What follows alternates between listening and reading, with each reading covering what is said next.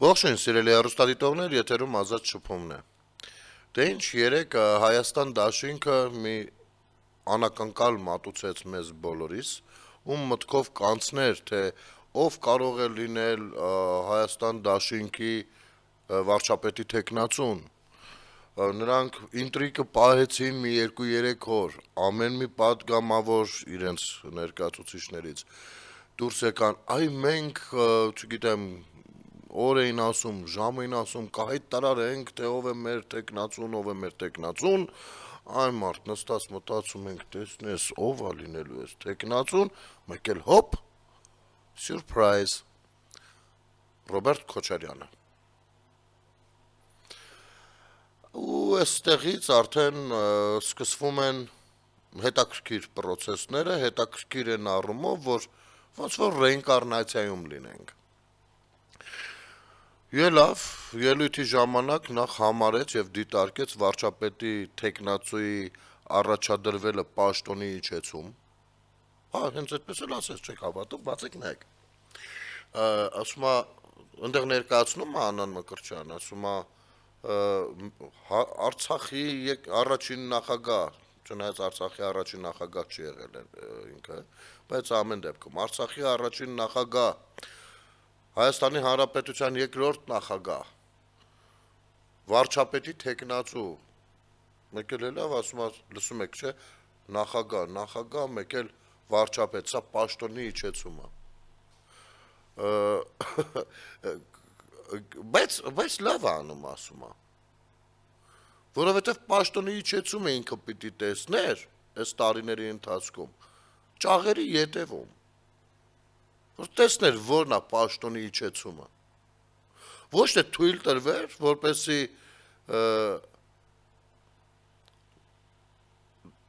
Տաշիր Սամոյի գրավը աշխատեր, Քոչարյանի համար մուծած 200 միլիոն էր, թե ինչ էր, հետո քիչ-քիչ այն ինչը որ պիտի վեթինգ արվեր, չարվեր,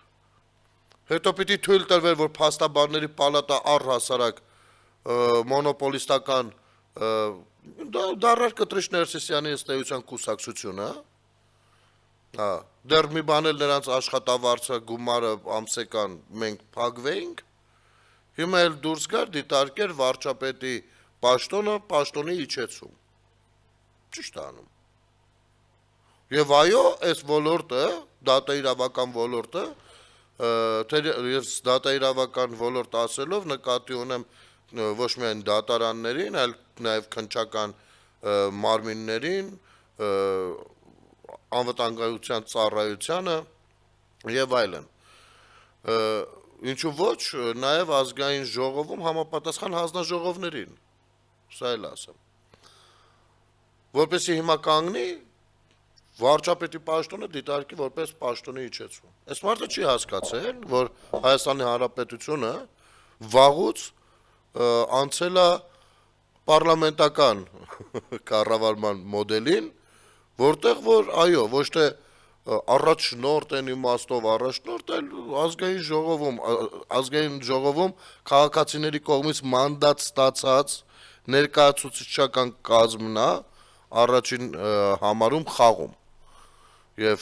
ըստ էության մենք ընտրում ենք այդ թիմերին, հասկանում եք, ընտրում ենք կուսակցություններին, դաշինքներին, որոնց առաջին համարները դառնում են վարչապետ, բնականաբար, եթե մեծամասնություն են հավաքում։ Սա դա չի նկատել, ոչ մի բան չի նկատել, դե մեծ մարդ է, ոչինչ։ Այդքան բան հանցագործություն ներվել է, եկեք այս անիմաստ արտահայտությունն էլ թող ներվի, ոչինչ։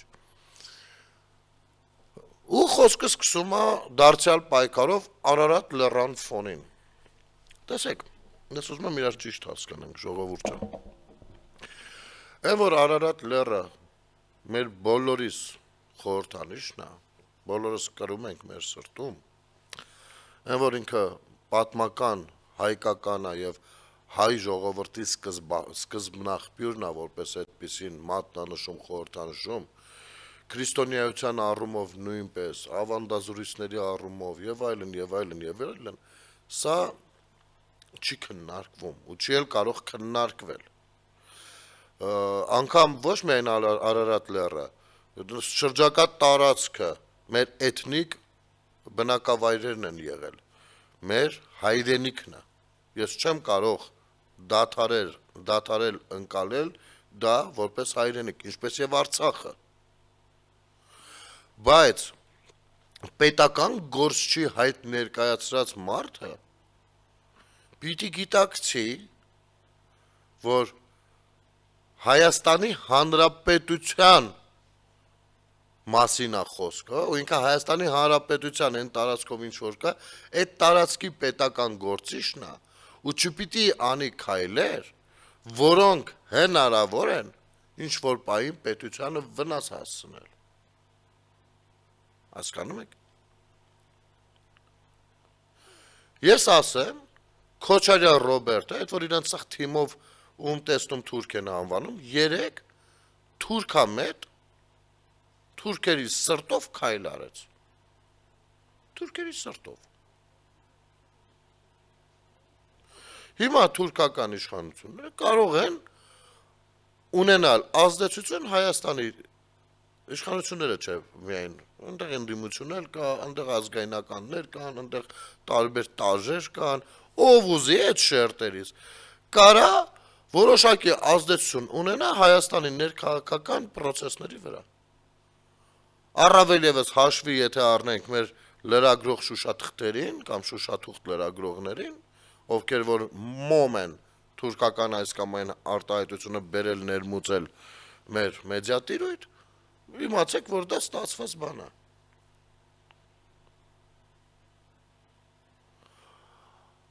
Սամվել Կարապետյանն է Մասիսի ֆոնին, Ռոբերտ Քոչարյանն է, հանկարծ Մասիսը դարձել է այս նրանց սիմվոլը։ Հանկարծ Մասիսը դարձել է նրանք Մասիսը, ուրեմն Մասիսը, եթե ուզում եք իմանաք, եկեք այսինքն դուք լավ էլ գիտեք, դուք ոչ մի, ասենք, մեր ժողովրդի համար բոլոր սրբությունները դուք օգտագործել եք քաղաքական դիվիդենդ հավաքելու համար, Եռաբլուրից մինչև Ծիծեռնակաբերդ, Մասիսն ինչա չօգտագործեք։ Բայց Մասիս Սարի կամ Արարատ լեռան Թուրքիայի Հանրապետությունում գտնվելու միակ մեղավորը այն պետությունն է, ում ճկույթի շարժումով դուք աշխատում ում որ ծառայում եք։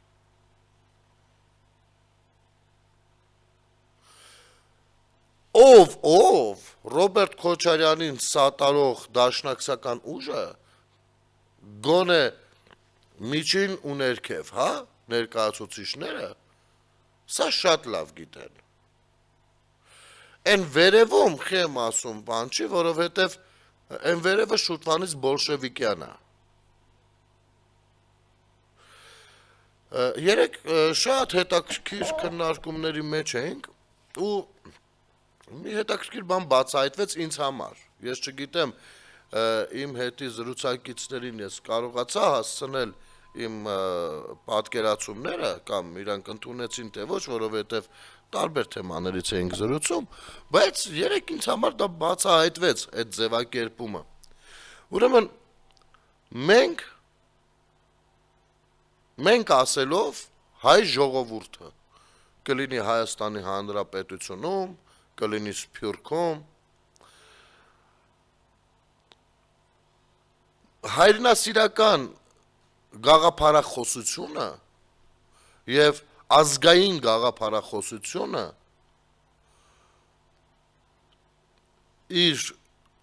ազգային գաղափարախոսությունը իր բանով, ֆոնով, հա, ազդեցության բան ֆոնով, այդ ցեղասպանական թեմաներից խոսելը, մեր պահանջատիրությունից խոսելը եւ այլն եւ այլն։ Մենք այս ամեն ինչը անում ենք այնքան ոչ օգտակար տեսանկյունից, չեմ ուզում այլ բառեր օգտագործել, որ աշխատում է միայն մեր համար։ Իսկ երբեմն անգամ մեր դեմ։ Եթե զգացմունքայնությունը շատ է լինում, անպայման մեր դեմ էլ է աշխատում ու աշխատում է դրսի ուժերի ձեռամբ։ Տեսեք,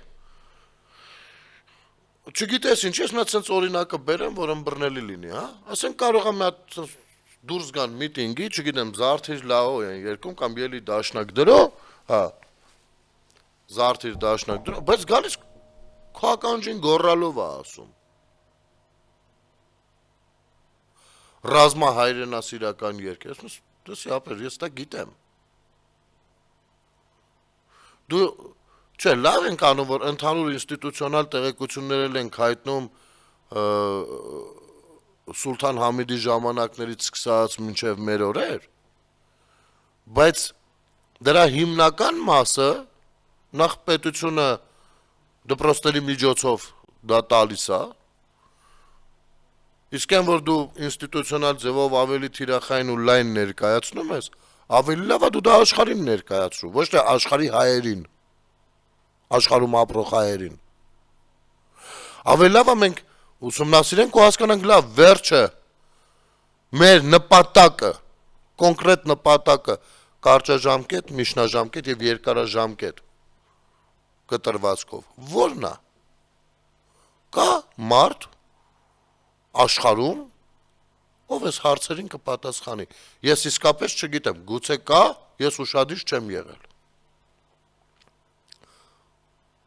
Ես խնդրում եմ արձագանքեք։ Որովհետև ինձ համար դեռ մի 2 տարի առաջ շատ բան էր, ոնց երբ որ Պետրոս Ղազարյանին այսօրվա պես հիշում եմ, բանն էր հյուրը Աղվան Վարդանյանը, 2-3 տարի առաջ էր երևի։ Ասում ես Թուրքիային մենք ինչ պահանջներ ունենք, հողային պահանջներ ունենք։ Ասում է չէ։ Որտե ասում է չէ։ Իսկ ինչ պահանջներ ունենք, դու չգիտենք ինչ պահանջներ ունենք։ Եվ Հայաստանի Հանրապետությունը պահանջներ ունի, պետությունը։ Եվ ինչ պահանջներ ունի։ Եվ որ պահանջներն են հայ ժողովրդի, աշխարհասփյուր հայ ժողովրդի,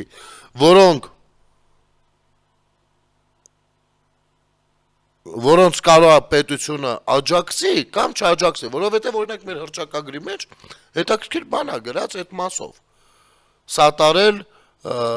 բանին, այդ թեմային ցեղասպանության, չէ՞, հռչակագրի մեջ ասում, կներեք, ես կարող եմ անգամ այդ հատվածը ձեզ համար ընթերցել, որպեսզի ասած կտրված չլինի, անգիր չեմ հիշում։ Ահա, անկախության հռչակագիր, խնդրեմ։ Ահա։ Այս սկզբի հատվածում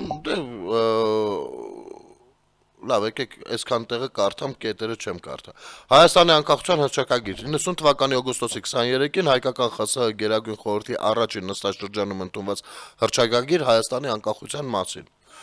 Հայկական ԽՍՀ Գերագույն խորհուրդը արտահայտելով Հայաստանի ժողովրդի միասնական կամք Հայաստանի ժողովրդի շեշտում է, իզուր չի շեշտում։ Ելնելով մարդու իրավունքների համընդհանուր հռչակագրի սկզբունքներից եւ միջազգային իրավունքի հանրաճանաչ նորմերից, կենսագործելով ազգերի ազատ ինքնորոշման իրավունքը, հիմնվելով 1989 թվականի դեկտեմբերի 1-ի հայկական ԽՍՀ-ի եւ Լեռնային Ղարաբաղի վերամիավորման մասին հայկական ԽՍՀ Գերագույն խորհրդի եւ Լեռնային Ղարաբաղի ազգային խորհրդի համատեղ որոշման վրա, զարգացնելով 1918 թվականի մայիսի 28-ին ստեղծված անկախ Հայաստանի Հանրապետության ժողովրդավարական ավանդույթները, խնդիր դնելով ժողովրդավարական իրական հասարակարգի ստեղծումը, հռչակում է անկախ պետականության հաստատման գործընթացի սկիզբը։ Իմիջայլոց էս են պահնա, որ հիմի շատ տարածվում է, թե հռչակագրից ոնց թե հրաժարվում ենք բան, նախ ես չեմ կարծում, որ մենք հռչակագրից ենք հրաժարվում, որովհետև հռչակագիրը ինքը պատմական փաստ է, վերջ։ Այլ հնարավոր է, որ այո, այստեղ որ ասում են պատերազմի բան կա մեջը, դա է։ Բայց դա նորմալ է, աշխարհի բոլոր հռչակագրերում էլ ժողովրդի երազանքները բնութագրվում են, պարզապես սահմանադրական հղում պիտի չլինի սրան, որովհետև եթե սահմանադրական հղում կա, ուրեմն այստեղ Արցախի հարցը արդեն նորից գնում է դեպի պատերազմ, ընդ որում չարդարացված ձևով։ Այն որ Արցախը Արցախ վերադարձի կամ արցախցիների իրավունքների մասին խոսակցությունները կարող են դեռևս շարունակվել, իհարկե ոչ ռուսամետների թելադրանքով եւ այստեղ արցախցիները բավականին խորհելու բան ունեն, իրենք կարող են շատ լուրջ քայլեր ձեռնարկել առհասարակ, բայց չգիտես ինչի ենթարկվում են նրանց ու Հայաստանից են պահանջներ ներկայացնում, այնինչ Հայաստանը պետական միավոր է, որը չի կարող այդ կողմ գնալ, եթե գնա այդ կողմ դա պայթյուն է, ընդ որում չարտարացված պայթյուն, հարցը մենակ պատերազմը չի։ Բայց արի ուտես, որ դեռևս արցախցիները այդ ուղղությամբ չեն գնում, բայց եթե այստեղ կարդում ենք, նույն ձևով կա նաև ցեղասպանության թեման, այստեղ կետերն է, ես խորհուրդ կտամ կարդալ եւ ծանոթանալ։ Կուզեք, չգիտեմ, ունենք ժամանակ, ամբողջը լավ, գնանք։ Առաջին հայկական ԽՍՀ-ն վերանվանվում է Հայաստանի Հանրապետություն կրճատ Հայաստան։ Հայաստանի Հանրապետությունն ունի իր դրոշը, զինանշանը եւ հիմնը։ Երկրորդ, Հայաստանի Հանրապետությունը ինքնիշխան պետություն է, օժտված պետական իշխանության գերակայությամբ, անկախությամբ, լիիրավությամբ։ Տեսեք, մի կողմից ասում Հայաստանի Հանրապետությունը այս պետությունն է առանձին։ Մյուս կողմից նախաբանում, անկախության հռչակագրի նախաբանում, ինքը Արցախի հետ վերամիավորման թեման է առաջ տանում։ Իմիջիայլոց դա անհնարին եղել է ամենասկզբից, որովհետև դեռ Արցախյան շարժումը նոր սկսելուց արդեն այն կայսրությունը ուներ այնտեղ ներդրած անձնավորություններ, որ պետք է Արցախով մի հատ նախ Ադրբեջանին դաս տար, որ Ադրբեջանը չթեքվեր Թուրքիայի կողմը, պահեր իր մոտ, մեր միջոցով մի խոսքով կառավարելա տարածաշրջանը։ Ինչ որ պայից արդեն պիտի հարցերը վերջնական լուծվեր, որովհետև ինքը մտնում էր ավելի մեծ խաղի մեջ, ու լուծեց այսպես։ Եվ դա է պատճառը նաև, որ մինչև հիմա ասում է ռուս պոլիտոլոգները որտեղ նստում վեր են կենում, ասում են Ադրբեջանը իրենց խոստվածը չարեց, Ադրբեջանը իր խոստվածը չարեց։ Այսինքն պայմանավորվածություն են ունեցել, սա մեզ մեջքից հարվածել է, ինչպես կարողացել է աջակցել Ադրբեջանին, էլ չխոսենք ահռելի թվերով զենքերի վաճառքը, որը որ շատ լավ գիտեր, որ մեր դեմ է օգտագործվելու, ինչ իր զինվորը պիտի կանգներ իր կողմից վաճառված զենքի տակ, չէ, բայց փոխարենը ինչ որ բաներ պիտի լինեին, որը որ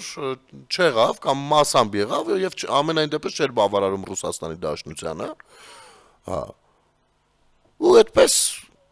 հիմա գլխներին են տալիս, հասկանում եք, այս իմաստով մենք ընդդիմության մոտեցումները չենք տեսել, ընդդիմության մեկնաբանությունները չենք տեսել, առհասարակ երբ որ Արցախը էթնիկ զտման էր ենթարկվում, դրանից հետո մի 5 ամիս, բացեք, նայեք, ամբողջը կա չէ համացանցում, պարկ ասում, այսօր sense բանավոր համոզել բացատրելով չի միայն, բացեք նայեք, առնվազն մի 5 ամիս, ընդդիմությունը կամ չէր գնում գործի, կամ որ գնում էր էլ ամեն ինչ անում էր, որ Ռուսաստանից խոսակցություն չլինի։ Մոռացնում էին էլի մի հատ այդ պահը։ Այդ հիմա են 2 տարի անց նորից որոշել վերկենալ Ռուսաստանի անունով թպրտալ։ Հիմա, որովհետև գիտեն, որ կարողացել են այլ ուղղություններով աշխատել մարդկանց տրամադրությունների վրա, մարդկանց հոգեբանության վրա, եւ հիմա կարող են ձեռի հետ քիչ-քիչ նորից բերել առաջին պլան ռուսական գործոնը։ Իսկ ընտրությունը ձերն է լինելու, ժողովուրդ ջան։ Ձերն է լինելու։ Եթե դուք սպասում եք, որ պետք է իշխանությունները ընտրություն կեղծեն, ես կարծում եմ, որ սխալվում եք, նրանք չեն կեղծի։ Դա բացառվում է, որովհետև ընտրություն կեղծելը շատ լուրջ վտանգ է ներկայացնում իրենից։ Ասենք, կեղծել ընտրություն նույնն է, թե միանգամից թողնել նրանք անցնեն։ Մնացածը ձեր որոշելիքն է, ինչ կլինի, ինչ չէ։ Համենայն դեպս իշխանությունը կարողացել է հասնել նրան, որ բոլորը ավելի բաց են։ Ոչ մեկ թաքուն, տակից, կողքից, գլխի վրից բաներ խաղեր չի տալիս, բոլորը բաց են, ու հստակ տեսնում եք, սա ստում է, սա ստում է, սա ստում է, սա ստում է, սա ստում է, այս մեկը չգիտեմ։ Այդտեղ ընտրությունը սենց է կանգնում։ Այս ստում է գնաց, ստում է գնաց, ստում է գնաց, ստում է գնաց, այս մեկը չգիտեմ, լավ, հələ թող մնա։ Սա է։ Եթե, դա վատագույն տարբերակն է։ Իսկ մյուս տարբերակներին արդեն կարճ դադարից հետո կանդրադառնանք, կարճ դադար մեծ եթերում։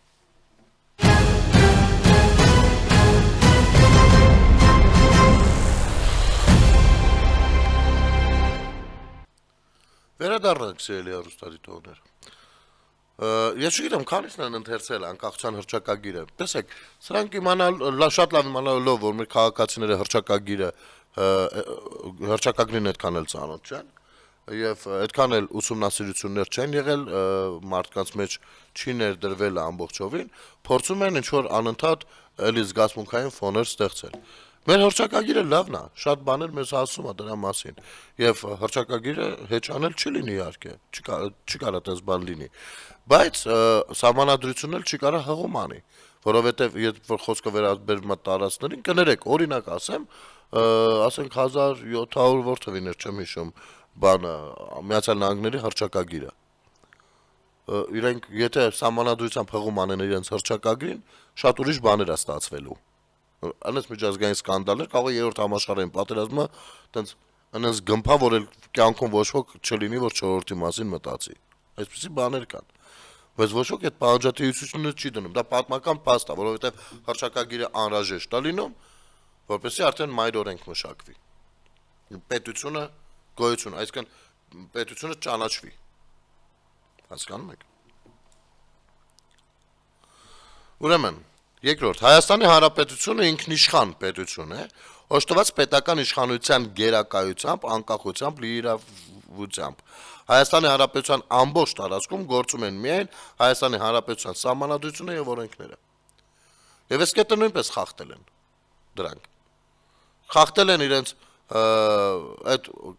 այսինքն ովքեր որ հռչակագիրը մշտապես խախտել են, այսօր խոսում են հռչակագրից, վայ տեսեք։ Խախտել են ինչով։ Նախ Հայաստանի Հանրապետության սահմանները չեն կարողանում ասել, իրենք կես մետր սահմանագծած ու սահմանազատած չունեն, ընդ որում հաղթանակած շրջանում են կառավարել։ Եվ երկրորդ համատարած ձայների կեղծմամբ եւ այլն, այսինքն ժողովրդից բռնազավթել են իշխանությունը։ Հայոց պետականության կրողը Հայաստանի Հանրապետության ժողովուրդն է։ Սա նույնպես կարևոր կետ է։ Տեսեք, միեդա վճիռ չէ ներկայացրել 2008-ի մարտի 1-ի դեպքերի վրա, որ պետությունը ժողովրդի անվտանգությունը չի ապահովել։ Հակառակ, պետությունը վտանգ է ներկայացրել ժողովրդի հանդեպ։ Սա այս հռչակագրի կետի խախտում է։ Որն իր իշխանությունը իրագործում է անմիջականորեն եւ ներկայացուցչական մարմինների միջոցով Հայաստանի Հանրապետության սահմանադրության եւ օրենքների հիման վրա։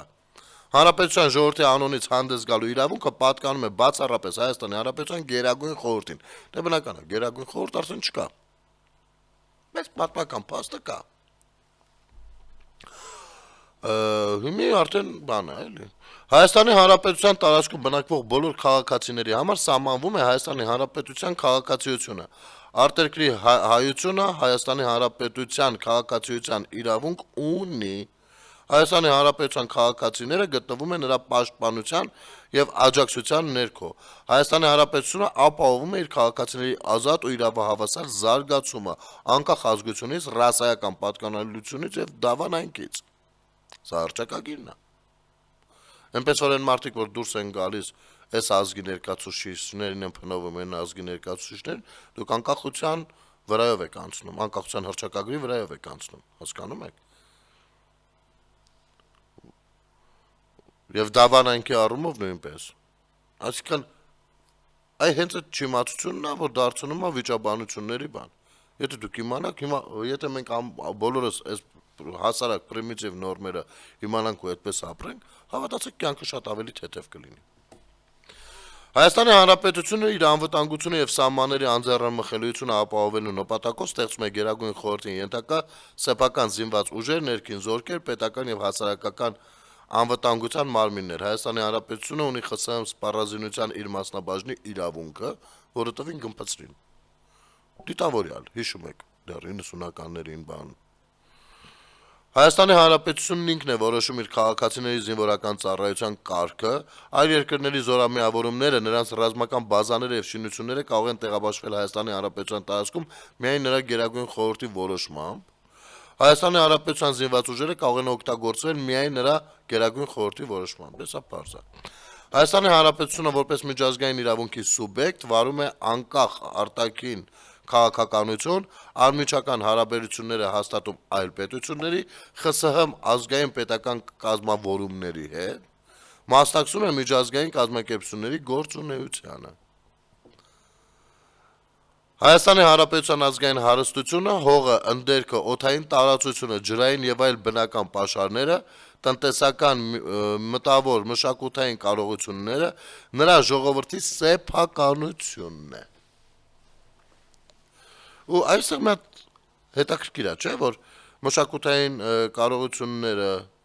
մտավոր, օդ, ջուր, հող, հասկանում է ժողովրդին։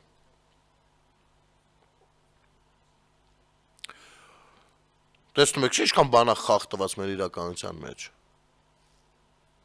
Դրանց տիրապետման, օգտագործման եւ տնօրինման կարգը որոշվում է Հայաստանի Հանրապետության օրենքներով։ Ոչ թե ով ճուտնա։ Հայաստանի Հանրապետությունը ունի ԽՍՀՄ ազգային հարստություն, այդ թվում ոսկու պաշարների, արմաստի եւ վալյուտային ֆոնդերի մասնաբաժնի իրավունք։ Ես ինչքան գիտեմ, այս ոսկու պաշարները Լևոնի ձեռով գնաց։ Հայաստանի Հանրապետությունը սեփականության բազմաձևության հիման վրա որոշում է իր տնտեսավարման սուբյեկտները եւ կարգը, հիմնում սեփական դրամ, ազգային բանկ, ֆինանսավարկային համակարգ, հարկային եւ մաքսային ծառայություններ։ Հայաստանի Հանրապետությունը իր տարածքում ապահովում է խոսքի, մամուլի, խղճի ազատություն, օրենսդիր, գործադիր եւ դատական իշխանությունների իրավահավասարություն, իրավապահ մարմինների եւ զինված ուժերի ապաքաղաքականացում։ Գիշեք Փաշինյանը երբ որ ասում էր զինված ուժերը պիտի ապաքաղաքական լինեն, սրանք ինչ էին անում։ Շտաբի պետը դուրս էր եկել Քոչարյան էր վանկարկում։ Դա անկախության հռչակագրի ոտնահարում չի, տրորել է դա։ Եվ ինչու պիտի զինված ուժերը լինեն ապաքաղաքականացված, դա ունի իր հստակ մեկնաբանությունները։ Եվ ասեմ ձեզ 44 օրյա պատերազմի նմանատիպ ելքը, հետո հետ պատերազմյան ցնցումները, որոնք որ 5-րդ Շարասյան կողմից այն բաներ արվում, աջակցվում էր, այս ամեն ինչը նաև դրա արդյունք էր, որ մենք բանակում ունեինք կուսակցական ղեկավարներ։ Կապ չունի որ կուսակցական։ Հարցը որ կուսակցությունը չի։ Հարցը կուսակցական լինելն է, որովհետև կուսակցությունը դա քաղաքական գաղափարներ կրող, նմանատիպ գաղափարներ կրող մարդկանց խումբ է, իսկ բանակը պետությունն է, պետական մարմինը, պետության անվտանգության երաշխավորն է եւ այլն։ Բանակում ծառայում են մարդիկ անկախ իրենց քաղաքական հայացքներից։ Եվ չի կարող կուսակցությունը այդ իմաստով լծակներ ունենալ բանակի վրա, ներգրավվածություն ունե, դա անվտանգային խնդիր է։ Բայց արի ուտես, որ մեզ մոտ լրիվ նորմալ է եղել գեներալների կուսակցական լինելը։ Ոչ միայն կուսակցական լինելը, այլ բանակի ներուժը կուսակցությանը ծառայեցնելը։ Սա ինչի մասին է։ Քոչարյան Ռոբերտը, չգիտեմ, ելույթներում չնայած դրան Հայաստանի Հանրապետությունը իր տարածքում ապահովում, դե էլ խոսքի, մամուլի, խղճի ազատություն, բա սրանցից երևի չխոսենք եւ դատարաններից նույնպես, որովհետեւ այդ ժամանակներ, այ տեսնում եք Ժողովուրդ ջան, որ ասում եք, բա ինչի այդ հաղորդումները չեն փակում եւ այլն, այ դրա համար չեն փակում, որովհետեւ ոտնահարած կլինեն այս հռչակագիրը, ոտնահարած կլինեն սահմանադրական օրենքներ, այ դրա համար, որովհետեւ խղճի, լեզվի, մամուլի ազատություն կա։ Այլ բանա թե որոշները այդ ազատությունը ինչպես են օգտագործում, ինչ նպատակներով են օգտագործում։ Եվ ընտրողնել դուք եք, հետևեք այս մամուլին, այն կայքին, այս հեռուստատեսությանը, այս հաղորդմանը, թե ոչ, ընտրողը դուք եք։ 10. Հայաստանի Հանրապետությունը ապահովում է հայերենի որպես պետական լեզվի գործառույթությունը հանրապետության կյանքի բոլոր ոլորտներում, ստեղծում կրթության, գիտության եւ մշակույթի սեփական համակարգ։ Ես որքան հիշում եմ, մի քանի տարիներ այստեղից խոսք էին տվել, որ Հայաստանում երկրորդ պետական լեզուն կլինի ռուսերենը, Լավրովն էլ ժամը 1 ընդեղից հիշացնում էր, բա ինչ եղավ պետական լեզուն ռուսերեն չդարձավ։ Դե սկզբում ասելու էին երկրորդ լեզուն, հետո քիչ-քիչ ազդեցությունը մեծացնել էր, հետո դառնալու էր առաջին, իսկ հայերենը կորեր գնալ։ Ոնց որ օրինակ հիմա Ռուսաստանի շատ ինքնավար հանրապետություններում դասերը ռուսերենով են անում, իրենց մայր լեզուն Ռուսաստան տեղ արդեն չգիտեն։ Հասկանում եք, մերն էլ տենց ուծացվելու գներ։ Եվ հանրապետության բոլոր տարածքներում այս process-ը չի իրականացվել, որովհետև շատ երկար ժամանակ, ասենք օրինակ գովազդներին, պաստառներին, մենք կտեսնեինք ռուսերենով կամ անգլերենով գրածները շատ ավելի մեծ, շատ ավելի առաջնային, իսկ հայերենով այդ նույն բանը կամ գրած կլիներ, կամ չէր լինի, եթե լիներ շատ փոքր տառերով կլինեին։ Բուժ հաստատություններից չխոսենք, այն դեղատոմ ստանալ վերցնելուց անգամ ռուսերենով ես դու վերցնում։ Հայաստանի Հանրապետությունը սատար է կանգնում, ահա եւ այն կետը, որի մասին խոսում էինք։ 1915 թվականին Օսմանյան Թուրքիայում եւ Արևմտյան Հայաստանում հայոց ցեղասպանության միջազգային ճանաչման գործին։ Всё, մեր պետությունը ըստ իր հռչակագրի ոչ թե ինքնա ձեռնարկում դա։ Շատ հետաքրքիր է դա ձեռնարկումը։ Ոչ թե ինքնա դա ձեռնարկում, այլ ինքը սատար է կանգնում մի հատ գործի, որը ձեռնարկված է։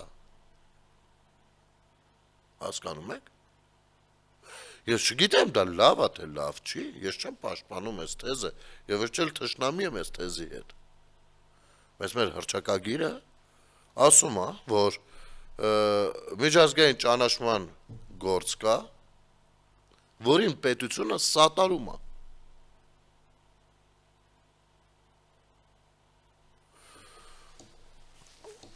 Ինքը չի անմիջական կրողը, ինքը սատարում է, այսինքն ավելի որ օրինակը sense լինի։ Այսօր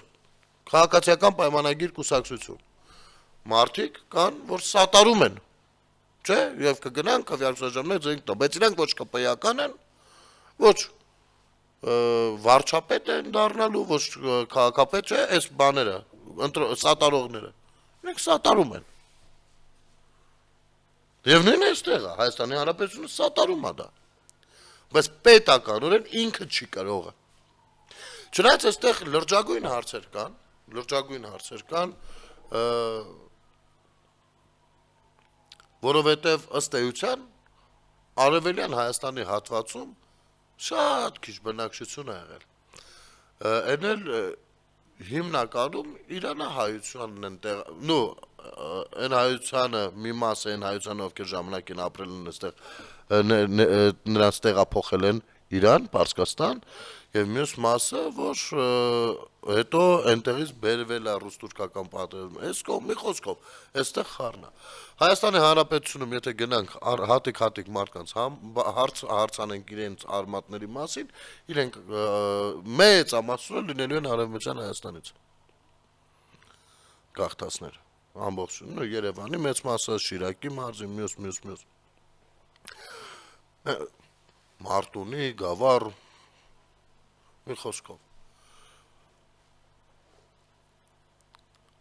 Մենք ցեղասպանությունից տուժածները ժառանգորդներն ենք ըստ էության։ Այսինքն մենք պիտի որոշ բաներ նախաձեռնենք, որին կսատարի պետությունը։ Եթե այդ նախաձեռնությունը լինում է միջազգայինորեն ճանաչման մասին ցեղասպանության։ Եվ այ խոսակցության սկզբում որ ասում էի, եկեք մեր ականջին մի գոռացեք։ Եթե դուք ինչ-որ բան եք ձեռնարկել, միջազգային ճանաչման հասնելու process եք ձեռնարկել,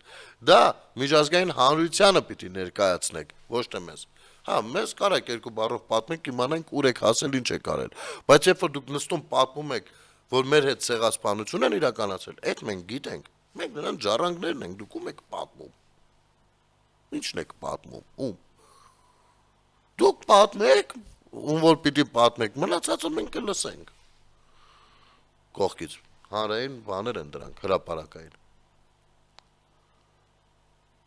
Եվ սես դեգրադացրած ինչ-որ բաներ ա գնում։ Այսինքն ես կողմ եմ դրա ինստիտուցիոնալիզացմանը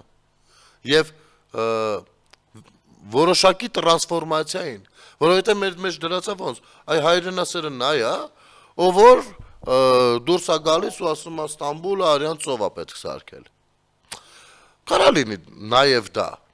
ես դեմ չեմ։ Հասկանում ես, որ այդպիսի մարդուն նույնպես համարենք հայրենասեր։ Բայց հայրենասիրությունը նախ չի կարող բխել անպայման որևիցե մեկի հանդեպ թշնամանքից։ Երկրորդ, եթե կա այդ թշնամանքը, այդ զգացմունքայնությունը պետք է նույնպես բերել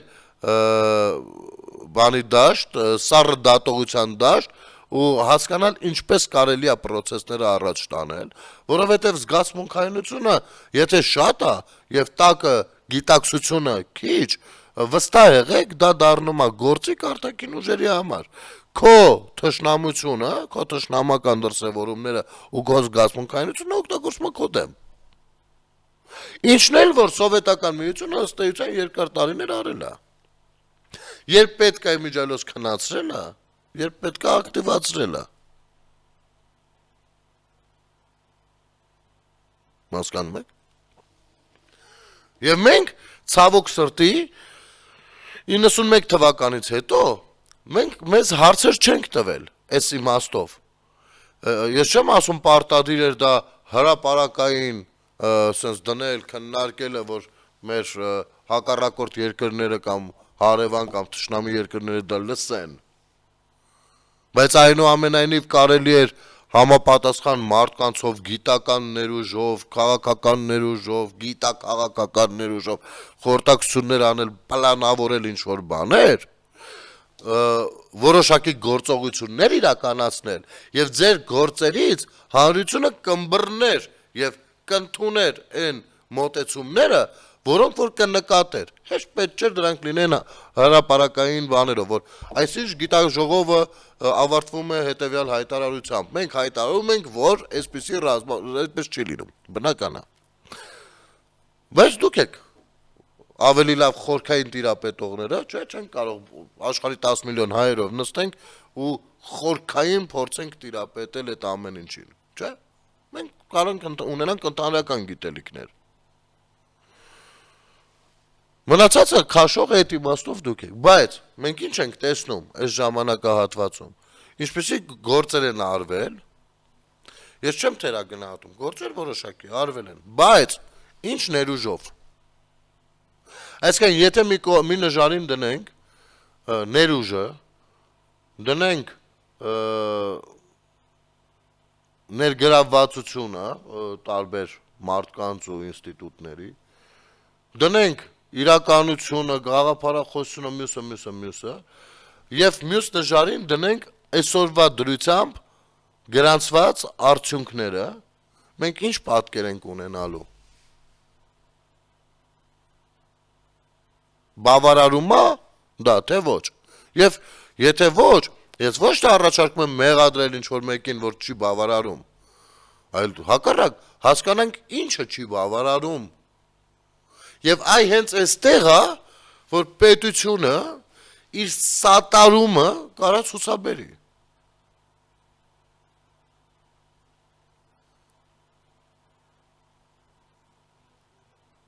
Այսպեսի հարցեր կան։ Եվ ոչ թե ներկայանալ որպես բան, պաշտոնի իջեցումով հանուն Հայաստանի տառապող անձնավորություն, Մասիսի ֆոնին կանգնել ու ռուսների հրահանգով բան խոսել։ Սա ազգային մշակութաբանական դեգրադացիա է։ Ես հուսամ ճիշտ նկարագրեցի իմ պատկերացումները իմ հայրենիքի, իմ պատմական հայրենիքի, իմ համար որպես հայ մարդու սրբությունների եւ պետության, պետական գործի ներկայացուցչի մոտեցումները։ Մի պարագայում ես ավելի ազատ եմ իմ գործունեության ու խոսքի մեջ, մյուս պարագայում ես 1000 բան պիտի ծանրութ հետևանեմ, որովհետեւ դա արդեն ես չեմ, պետությունն է։ Ես պետության ներկայացուցիչն եմ։ Սրանք տարբեր բաներ են։ Ու լրջագույն լուրջ ձևով տարբեր բաներ են։ Անհնար է պարզապես լինել ռուսական ազդեցության տակ, կանգնել Մասիսարի ֆոնին ինչ-որ բան խոսել։ Եվ ներկայանալ Հայաստանի Հանրապետության թիվ 1 պետական գործչի տեխնացու։ Այստեղ է դեգրադացիան։ Այստեղ է որ փորձում են մեր զգացմունքայնության վրա ազդեցություն թողնեն։ Եվ մյուս կողմից բնական է, չէ՞, որ հակադրվող ով է հակադրվելու։ Հակադրելու բան չկա։ Ասենք, երբ որ Նիկոլ Փաշինյանը այսօր ասում է Արագածը, օրինակ Հայաստանի Հանրապետության ամենաբարձր գագաթը Արագածն է, նա դա ասում է որպես պետական գործիչ, որովհետև պետության բարձր գագաթը Արագած սարն է։ Դա պետական գործիչ է ասում։ Եթե խոսենք որպես հայ, շատ ուրիշ բաներ էլ կարող ենք խոսել, ինչի՞ միայն բարձր գագաթ։ Չգիտեմ, այսպես ստացվեց այսօրվա մեր երկխոսությունը, մեր զրույցը ժողովուրդ ջան, մեր ազատ շփումը, կհանդիպենք, ցտեսություն։